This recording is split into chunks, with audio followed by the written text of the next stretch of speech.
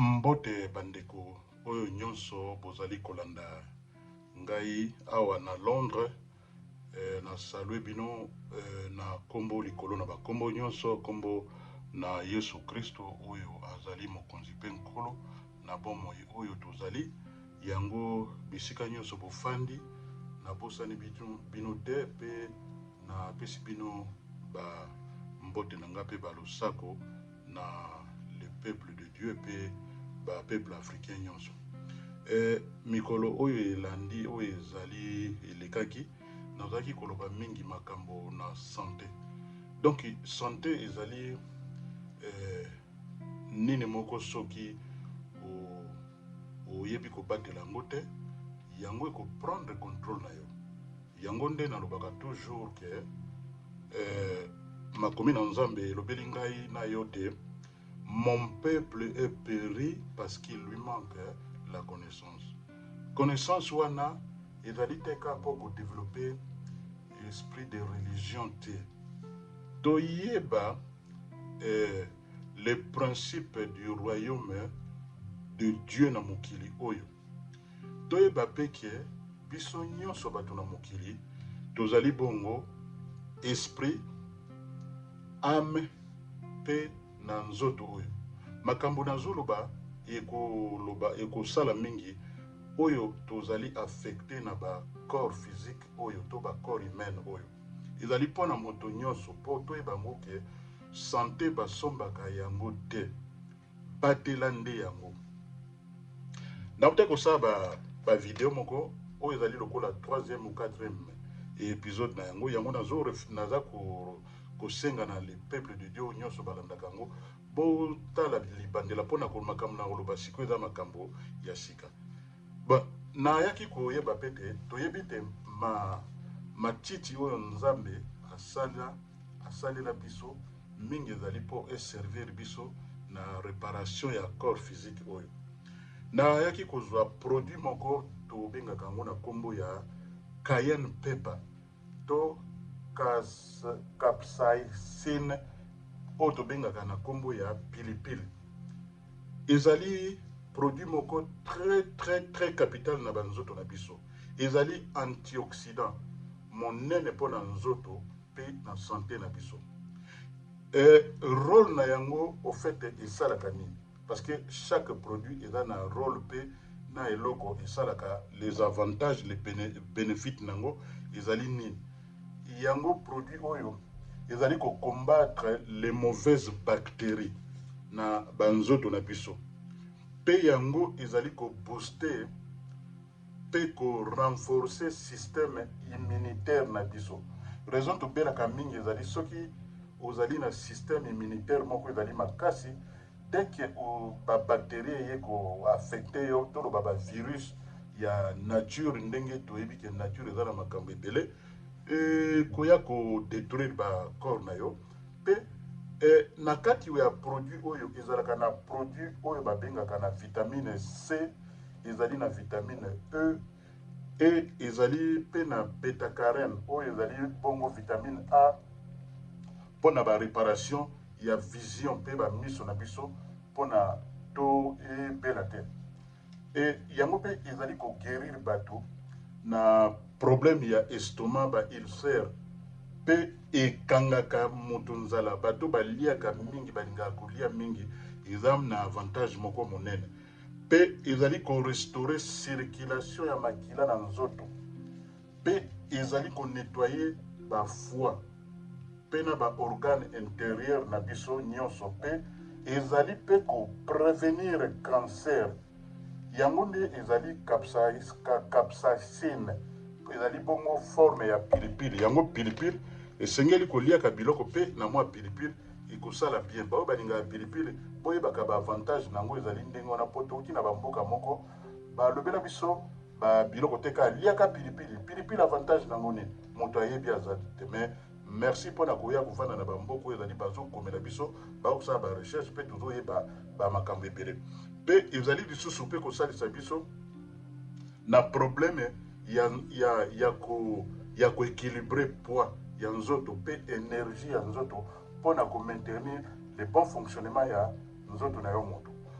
pe ezali ko protéger rythme ya motema pona ko éviter ba maladie lokola ba arrêt cardiaque ba problème ebele pe ezali pe lisusu ko contre ezali pe ko protéger biso contre type 2 ya ba diabète surtout pe ko réduire ba douleur ya nzoto ezalaka pe na crème na yango bao balingaka nasi na kotia bino mwa extrait na yango mpo komona ndenge ezali mpona koyeba ezali mpe kobongisa loposo ya nzoto surtout soki oza koutilize crème nango mpe bamokosa ya nzoto mpe badouleur ya genou omoni ntango moto ozalaki jeune énergie eza makasi ntango okóma na baage moko oya koremarke ke okomi na baproblème ya douleur physique na bagenou banini yango esalisaka yango mpe ezali koréduire oyo tobengi kosukosu mpe kofungola pema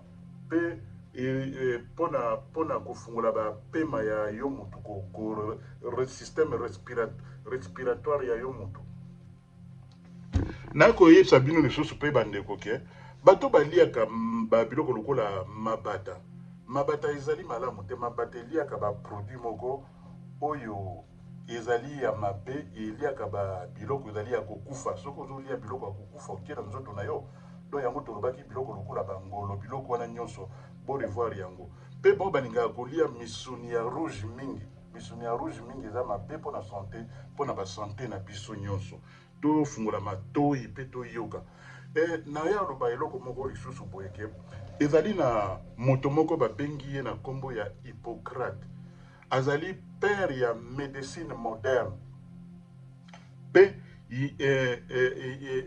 ye oyo alobeli biso boye azali un grec bato basala médecine bakoyeba makambo nazoloba alobi ete alobaki conseil na ye ezali boye alobi boye tozalaka mingi na confiance ya kosala ba exercice lokola ba sport lokola kotambola mwa libanda kozwa mopepe omoni bamboko tovanda mingi ba saison eza kochange soki saison ekomi mwa moi lokola ba saison ya sika mama papa ndeko leke elenge tambolaka ata na makolo boningaka kaka bavoiture te bavoiture nde eza kosala te tozokóma bafainéant mental donc ntango motu yo mental na yo elembi okomi mingi kaka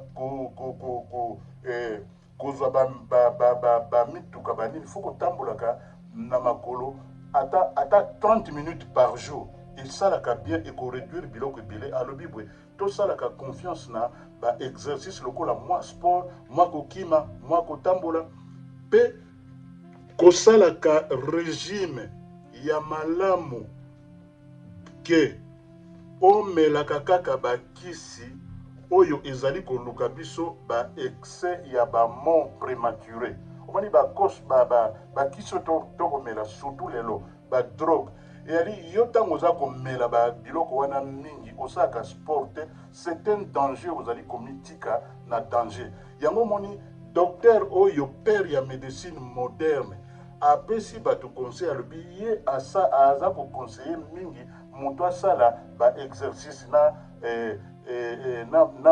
na mwa kotambola mpo ekosala bien soki osali yango okomona changement epuis tolinga likambo ya bilialia wana nde oyo naza koinsiste koliaka na baere moko eza malamu te bon omoni conseil mosusu ezali soki ozalaki na baproblème eki obandi kosala basport kanga yango tanga 90 jours après tu vas voir le changement toloba au bout de 3 mois nzoto na biso bato esalaka boye soki ozalaki malade obandi komela bakisi toujours landela 90 jours après kende kosala vérification ntango soki okomona mpe ke changement elandi yo na nzoto na yo mpe okomona bachangement moko positive epuis lero yo ozwi biloko wana na losambo na baactivité kozala na vie proactive okomona ata oza mokolo okomona kaka ke ozali komona na lokola elenge moko boye parce ke oyebi prendre soin de ton corps kolata tolata na biso eza problème te me nzoto na yo mutu il faut yeba kobatela yango plus koleka bilamba wana oyo ya motuya ebele, puis lero ozosomba bilamba ebele ozokomisa nde bato wana nde bariche yo oza mongamba. Alors tolongola mentalité ya kozala bangamba, tozala bato tozali productive na bomoi na biso mpe tozali proactive na bomoi na biso, ekosala communauté ekozala malamu. Mpe naya kotuna oyo motuna na ngai ezali boye, mikolo ya kovivre na bomoi na biso ezalaka combien? Na psaume 90 verset 10 elobi boye, les jours de nos années s'élèvent à 70 ans, et pour les plus robustes à 80 ans, et l'orgueil qui s'en tire n'est que peine et misère, car il passe vite et nous en volons. Amen. Donc si quoi moni balobi Nicolas bomo na biso mingi ezali na Bible et nazana mingi ya koloba wa mais moi na loba mingi te pona faute du temps nazali koloba kaka oyo azali aprenaka soin te santé na yete pour vivre kaka 70 ans. Est-ce que bato ba vivre 70 ans na communauté na biso bazali? Ça c'est ma plus grande question. Siko soki osalaka ba activité lokolo na di koloba, moi sport, moi kotambola, moi ba complémentaire biloko ya bakisa ba complément aliment complémentaire wana. Et ça très important ko booster biso pour to vivre molai na mokili oyo. Awa Elohim ayaki koyebisa na Moïse ke mikolo na bomoi na biso awa na mokili oyo ezali 120 ans ya vie physique. Référence nango soki otangi na mokanda na Genèse chapitre 6 verset 3. Okomona yango clair. Et alors l'Éternel dit, mon esprit ne restera pas à toujours dans l'homme. Omoni ke esprit ya biso bato ezali nde nzambe azalaka na kati wana. Et puis balobi awa alobi boye, car l'homme n'est que chair, moto azali kaka musuni, et ces jours seront à 120 ans. Combien de bateaux bakoma na 120 ans? C'est alors que je sais là, comme on a dans le monde occidental, na bateau bavandaka na ba village mingi oka mutakomi 100 ans. Il faut que glorifie Nzambe. Soki mutakomi na ba âge wana ezali malamu. Soki lelo yo kufi na moins de 70 ans. Donc okufi à 20 ans na yo. Soki okufi na âge ya 80 ans, au moins au saleli tano les gens vont te célébrer. Et bako lelo te me bako célébrer kaka existence na mokilo yaki na mokilo. Omoni yango balobaka awa yango tika ite Nzambe a restauré biso na ba maladie mingi lokola ba cancer mingi ba résultat kolia biloko mingi lokola ba ngulu lokola ba bacon lokola ba jambon pona ba mama beza kosala ba déformation ya ba nzoto santo yeba yango ba mon peuple périt parce qu'il lui manque la connaissance. Ba mama bokende ke ba contrôle ya ba nzoto na bino nzoto na biso ba il faut kosala ka contrôle ya tolo tolo na bino pona ko éviter biloko lokola ba cancer ovarien biloko na nyonso soko sala ka test te okomona te soko zali kotambola ndo zali malamu kende ki sala ka ba test surtout na bamboko yo ba biloko wana ezali na yango ofele tozwaka ntan bamama na yoki bamama ebele baza motu makasi balingaka contrôle médical te il faut kokendeke yango soki olingi losambo kende kosala contrôle soki basambelaki mpo na yo yebi kobiki kende kosala contrôle mpo kozala na ignorance te ignorance nde mabe parce que mingi basambelaka omona basambelaki mpo na motu abiki lelo lobi après asongi su malade asali barechute dû à quoi? Il faut que y ait bango, il faut que vous ayez un esprit fort. Amoni esprit na bino ezala makasi, il faut que c'est solo la kayo moko positivement pour te oyeba ko combattre les maladies. Mosusu ezali nango okoki kozwa guérison guérison ya moto aliboso ezali c'est le mental. Ce qui mental na yo ezali makasi oko combattre ba maladie ebele oyo ekoki ko détruire bon mon biso. pe nazali kosenga pe na bato ebele balalaka bapongi te. Ezali recommandé na vie ya biso bato ifo kolalaka mingi, kolalaka au moins 8 heures du temps esalaka bien. Et puis toyeba pe ke mikuwa ya nzoto na biso bato ekomaka pe kilo. Alors mpona koevite ke mikuwa na nzoto ekoma kilo, maladi ya moto ebandaka na mikuwa na ye, na skelete na ye. Sikoyo soki mikuwa wana ezali makasi ozali komouve, yango omonaka bato ozalaki jeune kotambola mbango parce que mikuwa ezali léger. Sikoyo soki okomi na baage moko omoni nzoto ebandi kokoma kilo, alors na moment wana soki nzoto ebandi kokoma kilo, yo soki olingi kozala na esprit fort ya kotelemisa nzoto na yo te, okomona okokoma mutu moko un peu fatigué, et puis okokoma komona ke maladi koya kobeta yo. Même soki okomi age epusani, mais soki ozali proactive na vie, okoevite baproblème mingi omoni avec l'âge. Ben, naya kosukisa lelo awa boye te na Exode chapitre 23 verset 25. Elobeli ngai nini? Elobeli ngai boye nkolo alobi na biso bapromese oyo apesi biso. Alobi, vous servirez l'Éternel votre Dieu et il bénira votre pain. Omoni pain wana biloko ya kolia. Eza te ke ozosomba biloko ya mabe, okolia biloko ya mabe, et puis yo keka kosambeli ezali philosophie moko satanique diabolique, parce que na basala nzambo bazolobela bino mingi bayebi sujet oyo te. Il faut somba biloko ya bien, mapa ya kitoko oyo kolia ya kitoko, pena mai ya kitoko ya komela. Alobi awa soki ozali koobéir na ba principe oyo, eza conditionnel. Nzambe alobi j'éloignerai la maladie du milieu de toi. Soko lingi yona ndako na oler moko bo vivre molai na mokili oyo, il faut ko appliquer ba principe oyo na ndenge ya malamu. Wana omoni te balobi ete la parole ekokoma vie na bomoi na yo, ba principe oyo kozosala po omoni eke évangile ya Yesu Kristo ezalaka na deux formes.